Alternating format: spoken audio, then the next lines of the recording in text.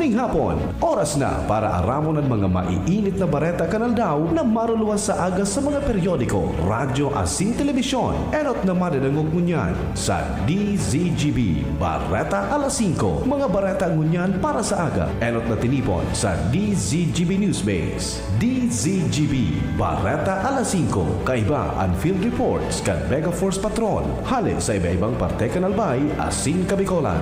Ngunyan, uya ang sa idong tagapagbareta. Diyos marhay na hapon sa pangaran kan Mega Force Patrol. Ako po ang sa indong magiging tagapagbareta si Pio Fernandez.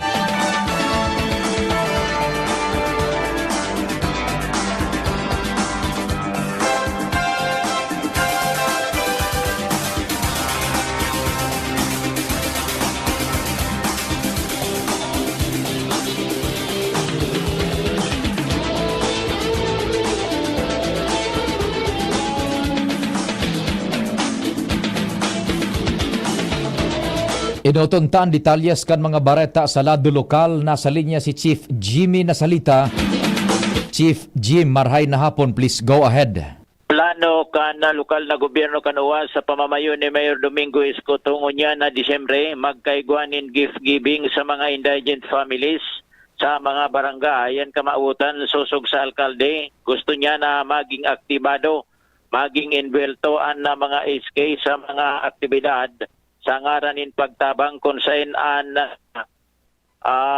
budget para sa gift giving maghali sa LGU ang pagabot sa distribusyon sa mga barangay posible kuro cluster ang pasistema mapadalagan man kay ni iyo ang mga SK official sa pamamayo kan SK Federation President Digdig Kyle Escalada kam barangay Bagumbayan posible bagas mga groceries sa siniba pa ani papanaaw ka na lokal na gobyerno konsain bilang panahon nin Pasko, target na mapaabotan kay ni iyo ang mga forest of Lipor o mga tikapo sa saindang pagkabuhay. Mga dagdag na barita, Jimmy Nasalita, DCGB News.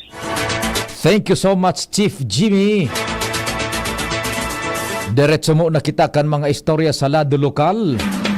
Nasa linya man si Ans Galero. Ans, marhay na hapon. Go ahead. Dakulang onra para sa syudad ken Legazpi na sarong Legazpeño natawanan ni na pagmidbid asin nagkampiyon sa sarong bodybuilding event sa Metro Manila kan Nobyembre 11, 2023. Ini ang sinabi ni Konsehal Joseph Philip Lee sa pagpasar niya ni na sarong resolusyon digdi sa sanggunian panglungsod ken Legazpi manungod sa pagtaon nin rekonosimiento kay Julius Gonzales na residente kan Barangay Sagpon kan syudad matapos nga ni na ini ang magiging overall champion pro card status sa ginibong National Bodybuilding Australia event sa circuit kan Ayala Mall Circuit Makati kan nakalihis na Nobyembre 11. Apera kayan nakakuha pa ini nin gold medal sa intermediate level asin man gold medal sa lightweight division.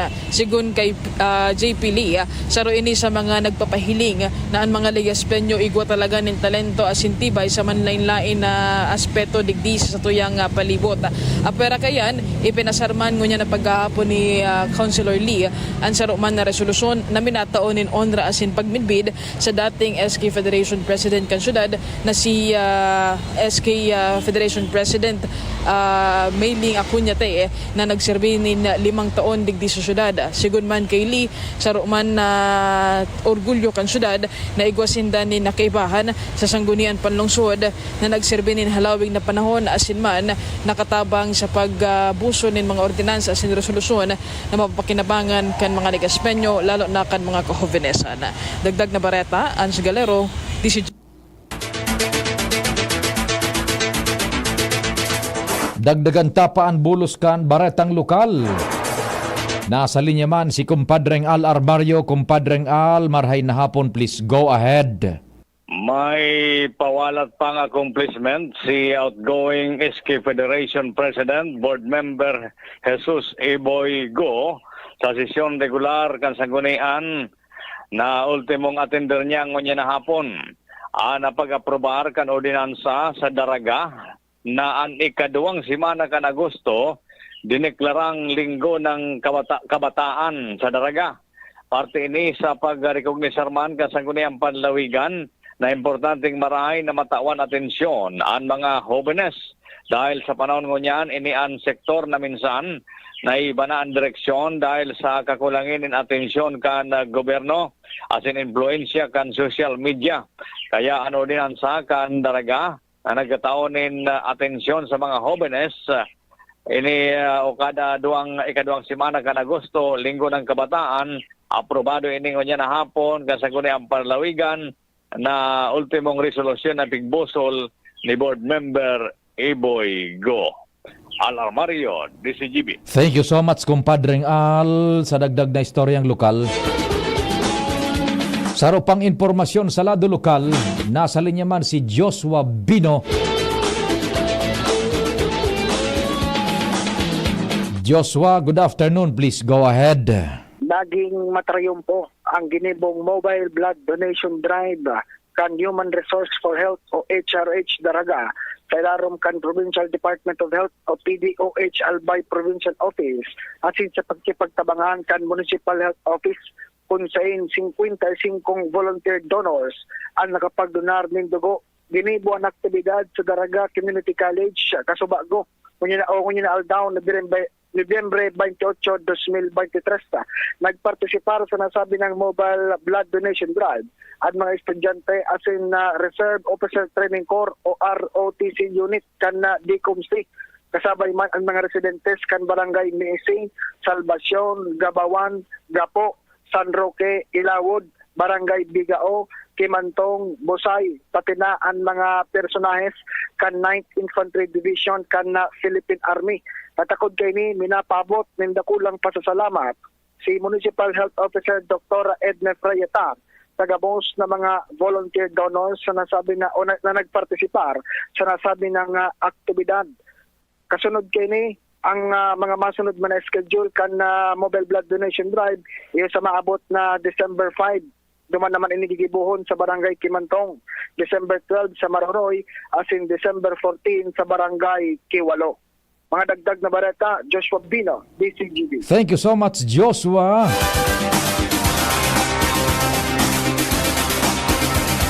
Ngunyan sa detalyas kan bareta sa lado nasyonal, naging sentro kan sektoral meeting ngunyan na semana ang manungod sa katatagan kan ekonomiya kang nasyon sa hampang kan global economic slowdown.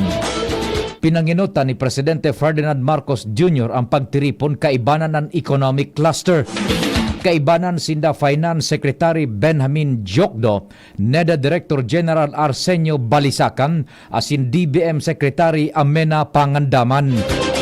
Apera sa mga miyembros kan economic cluster na sa pagtiripon man ang nagkapera sa mga miyembros kan gabinete. Kasabay digdi si DPWH Secretary Manuel Bunoan, DICT Secretary John Ivan Uy, DOLE Secretary Bienvenido Laguesma, DSWD Secretary Rex Gatchalian, asin si Agriculture Secretary Francisco Tio Laurel. Piglalao man na magkakaigonin briefing sa palasyo si Finance Secretary Benjamin Jokno tanganing ilatag ang mga napaghururunan katakod sa estado kan ekonomiya kan Pilipinas. Inumaw ni House Ways and Means Chair asin Albay Representative Joey Sarte Salceda ang naging desisyon ni Presidente Ferdinand Marcos Jr. na ipagpadagos ang reclamation projects sa Pasay City.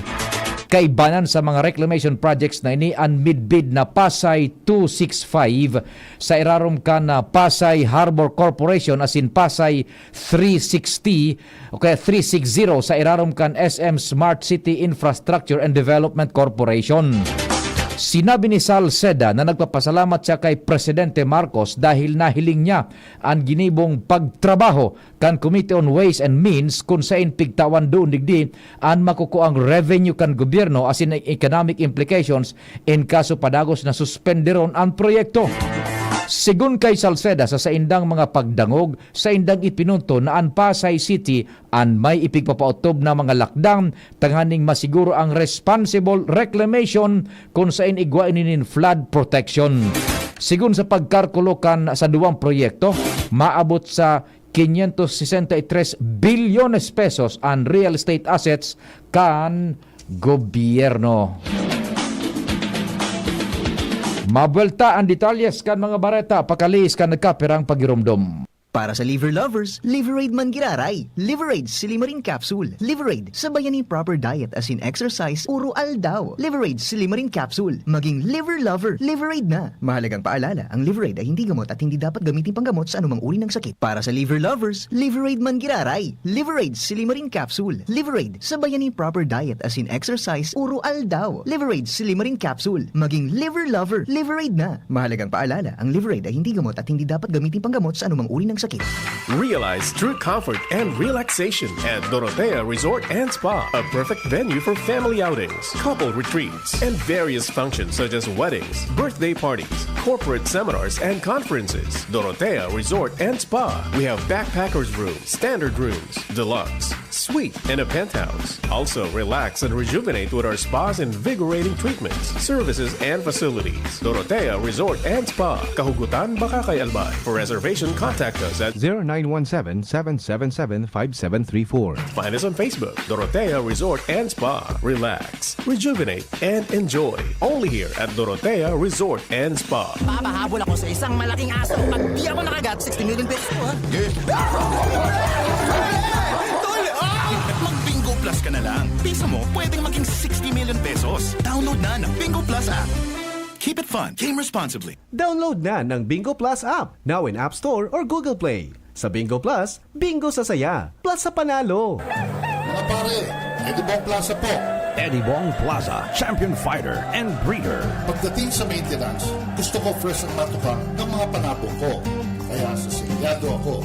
Enerton 1 kilo pa. Fresh? Isang kilo ng Enerton? Oo, bawat kilo silyado para manatili ang freshness. Tama pa ang timpla. Kaya ang katawan ng panabong ko, maintenance pa lang, nakaplikot na. Sa Thunderbird Enerton, laban o wala, laging handa. Sa Thunderbird Enertone, may laban o wala, laging handa. Pag naubos ko itong isang kilong sili in 30 seconds, 60 million pesos ko, ha? Sige. Sa Bingo Plus, pisa mo pwedeng maging 60 million pesos. Download na ng Bingo Plus app. Keep it fun. Game responsibly. Download na ng Bingo Plus app, now in App Store or Google Play. Sa Bingo Plus, bingo sa saya, plus sa panalo.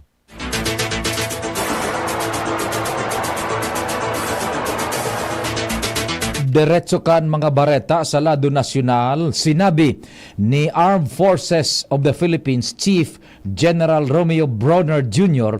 ang posibilidad nin pagkakaiguan nin multilateral patrols sa West Philippine Sea kaibanan ang mga kaalyadong nasyon kan Pilipinas sa masunod na taon.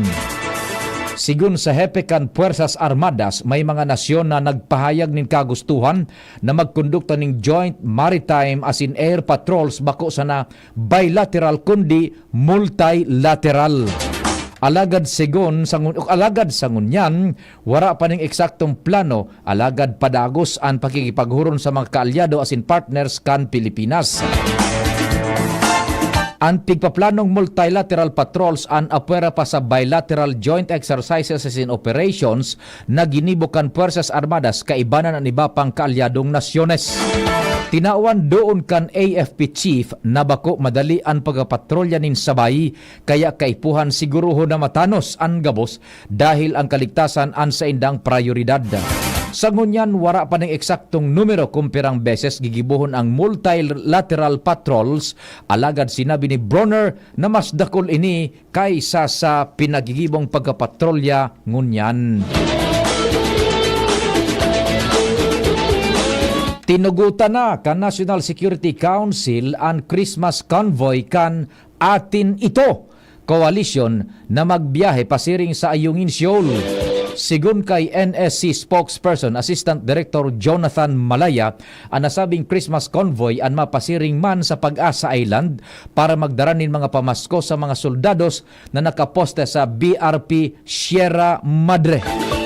Sinabi ni Malaya, ang mga regalo as in donated supplies an ito turn over sa Philippine Navy, AFP as in sa Philippine Coast Guard para madara ini kasabay kan regular na pagkondukta ning rotation as in resupply missions sa Yungin Shoal. Sa pagikang Christmas convoy, mapapaugma as in mapapakusog ang buot kan mga soldados as in iba pang frontliners na padagos na nagbubusol sa soberanya kan Pilipinas.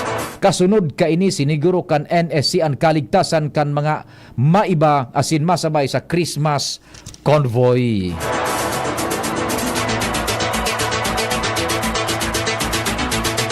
Mientras tanto, maimportar ang Pilipinas nin 21,000 na metriko tonelada ning sibulyas na nakatalaan na mag-abot sa nasyon ngunya na Disyembre. Sigun kay DA, Bureau of Plant Industry Director General Glenn Panganiban, ang naiimportar na sibulyas ang maipno sa paubos ng supply asin para mapugulan ang paglangkaw sa presyo kan sibulyas mantang papaharanina ang Christmas holidays. Sinabi kan opisyal na ang lokal na pulang sibulyas ang presenteng nagkakawat ang presyo sa 140 pesos asin 180 pesos kada kilo. Piglalao man na mahihiling ang pagbaba kan presyo kaini sa mga masunod na aldaw asin simana, oras na mag-abot na ang supply. Matatandaan naging kontrobersyal ang ahensya kan nakaliis na taon dahil sa pagsipa kan presyo kan sibuyas na uminabot sa 700 pesos kada kilo. Kan nakalihis na bulan naman kan ipinag-orden kan Kamara sa mga opisyal kaini na magpaliwanag dahil sa paglakop kan mga imported onions sa lokal na merkado.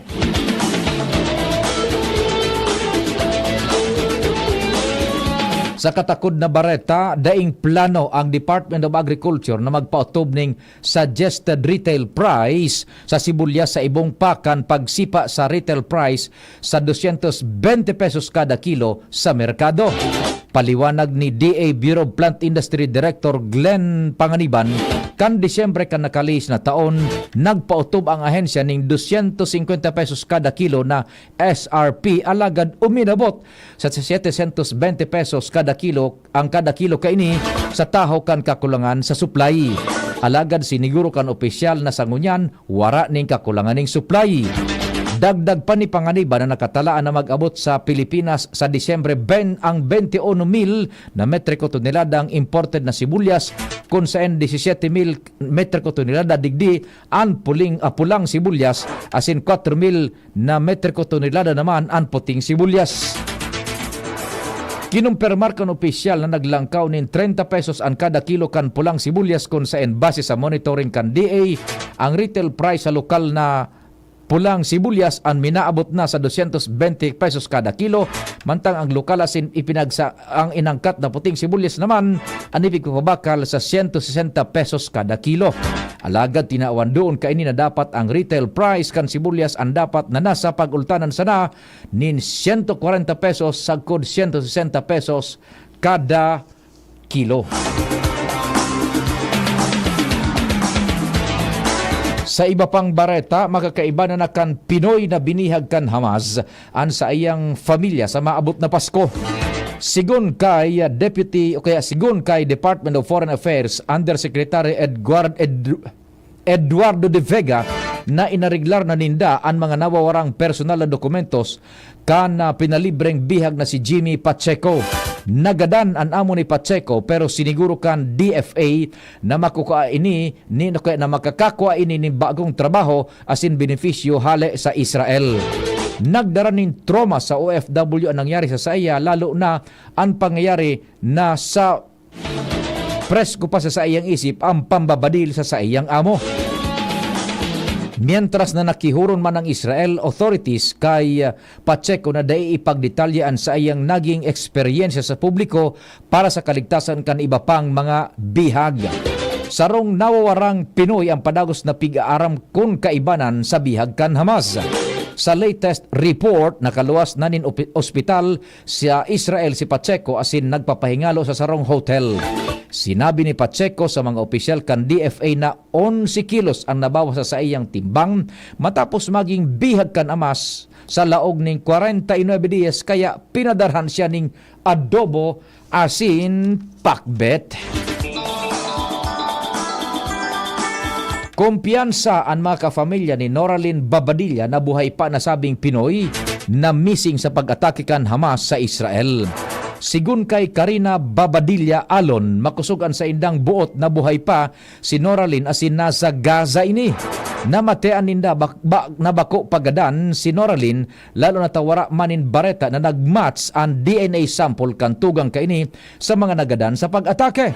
Enot ng sinabi ni Foreign Affairs Undersecretary Eduardo de Vega na posibleng buhay pa si Noraline asin naglalaom sinda na makakaibanan ini sa mga bihag na pinalibre kan Hamas.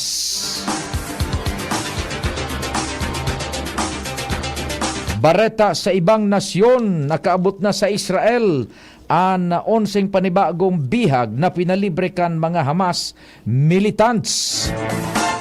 Hale sa Gaza, isinakay sinda sa bus kan International Committee on the Red Cross tanganing makabalyo sa Rafah crossing sa nasyon kan Ehipto. Pig-alalayan pa kan Israeli Defense Forces asin dinaraan mga bihag sa ospital tanganing ma-check asin makapaingalo. Matatandaan na pinalawi kan Israel asin ng Hamas kan sa indang ceasefire para matawaning dalan ang pagkapalibre sa mga bihag kan Hamas asin mga Palestino na nakakulong sa Israel. Sa Ladukan Sports, laog na sa semifinals kang 99th NCAA Chess Tournament ang University of Perpetual Help Alta sa pangenot ni Genesis Mateo Borromeo. In matapos na daogon ni Borromeo ang Emilio Aguinaldo College sa score na 3-1. Nanggana sa board 1 si Borromeo, mantangan sa iyang mga kaibanan na sinda Romeo Canino, ang nanggana sa boards 3 asin si Carl Saitex Sato, ang nanggana naman sa board 4. Nasa tuktok ang Altas na may 28.5 puntos matapos ang 9-round elimination. Yan ang detalyes kan mga bareta sa pangaran kan Mega Force Patrol, Chief Tech Rabir Tanay,